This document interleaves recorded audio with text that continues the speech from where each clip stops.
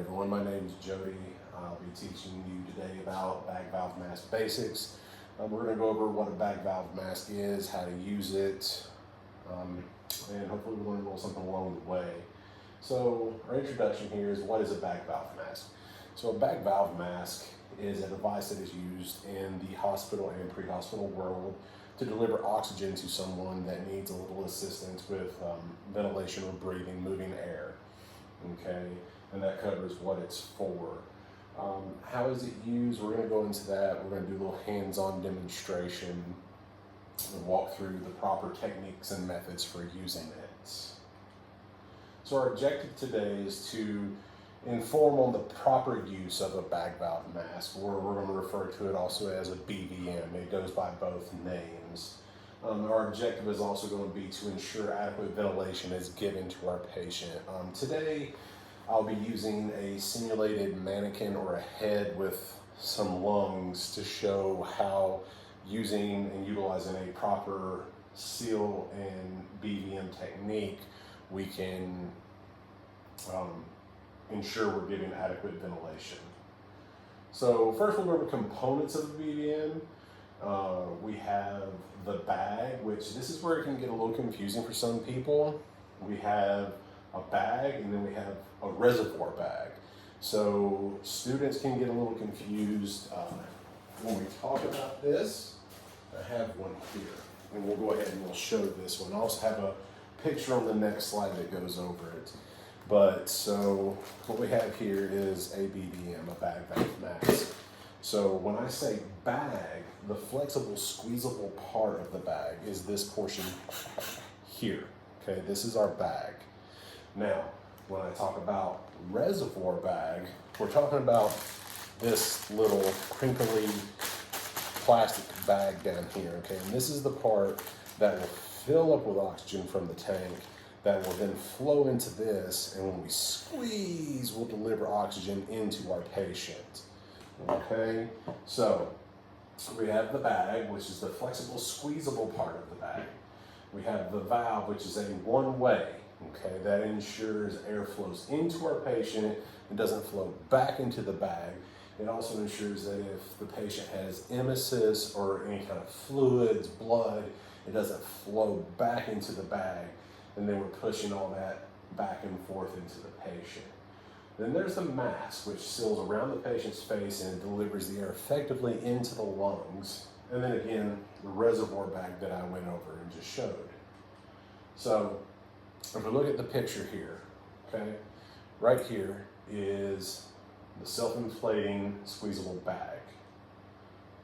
This end, this right here, this is our mask, okay? Our reservoir bag. This is our valve, okay? It says pop-off valve. It's also a one-way valve, okay? Some bags have different features and parts to them. This particular bag here has what's called a PEEP valve, or peak expiratory pressure valve.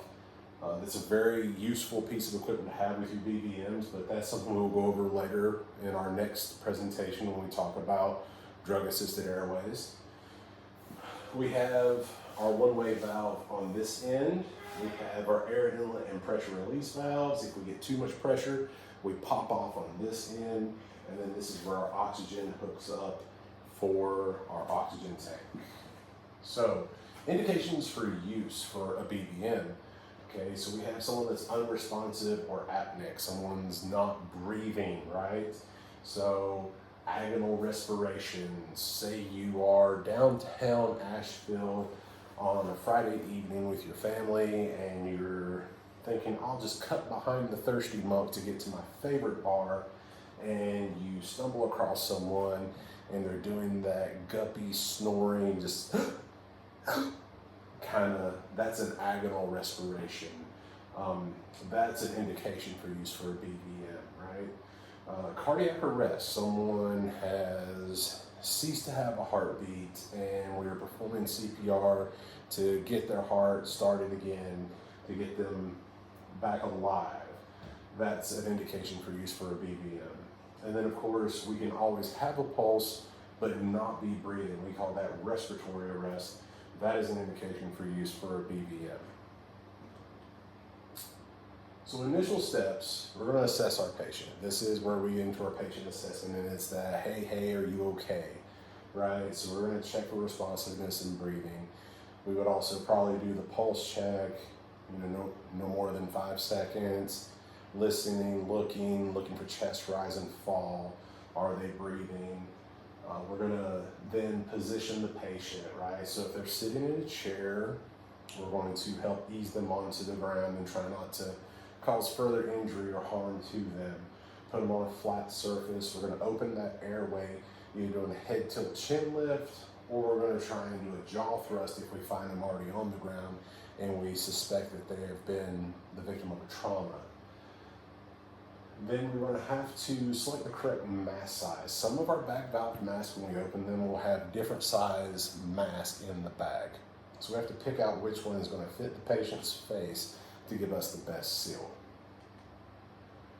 So once we seal the mask, we do this with a technique called the EC method. And it's the most preferred method to get a good seal on the mask. Now, when I say EC, we're using our hand, and we have the C, which is your thumb and your index finger, the C, and then the E, feel like I'm throwing gang signs here, but the E is going to be these 3 fingers that will cradle the soft tissue of the jaw, and this will go around the mask. And I'm going to demonstrate all this on the mannequin, so it'll make a lot more sense.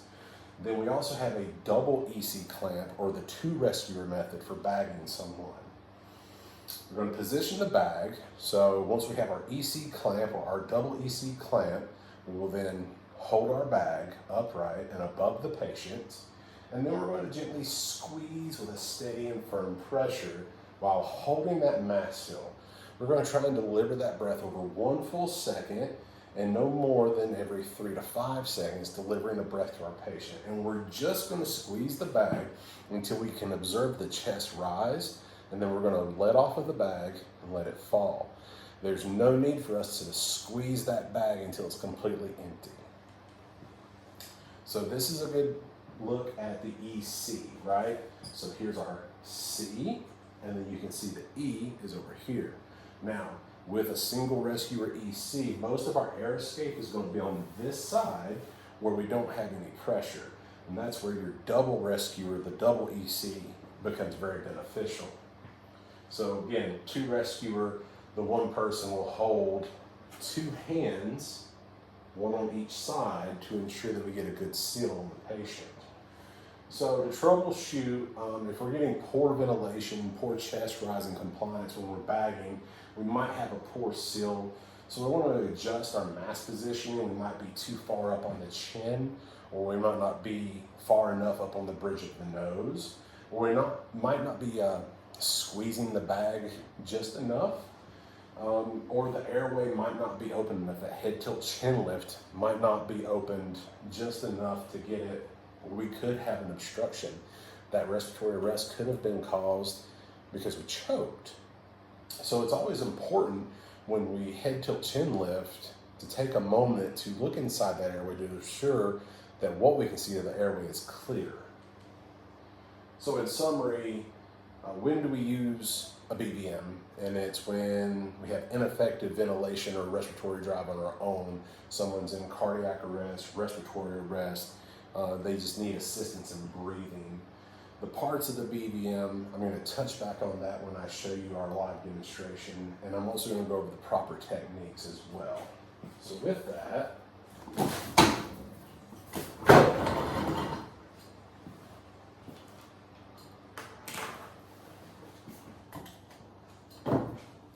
so what we have over here is Samuel. This is Samuel the mannequin. And Samuel has really beautiful orange lungs, okay? So we've taken our back valve mask out of the bag, and reservoir bag, the bag itself, one-way valve, right? Pop-off valve, okay? Then we have 2 sizes of mask that came in the bag. So here's the smaller one, that is not going to be effective in fitting Samuel's face very well. So let's take the next size up. Head tilt, chin lift, right? So head tilt, chin lift. Okay, we're already there. Bridge of the nose. Perfect. And sealed his mouth perfectly. On here. Now, I would have my O2 hooked up to a tank. I've got my C. My E goes along the soft tissue of the jaw here, and then we're just going to hold it firmly, but not so firm to cause tissue damage and injure the patient. So we're going to hold that, and then we're going to gently squeeze, and then looky there. Our lungs are inflating. So if this was a real patient, we would see chest rise and falls we let off. So over 1 full second, and we release. And then 1 full second, and we release. And then we continue to do this while hopefully we have a means of monitoring his SpO2 and oxygenation, and we do baseline vital signs.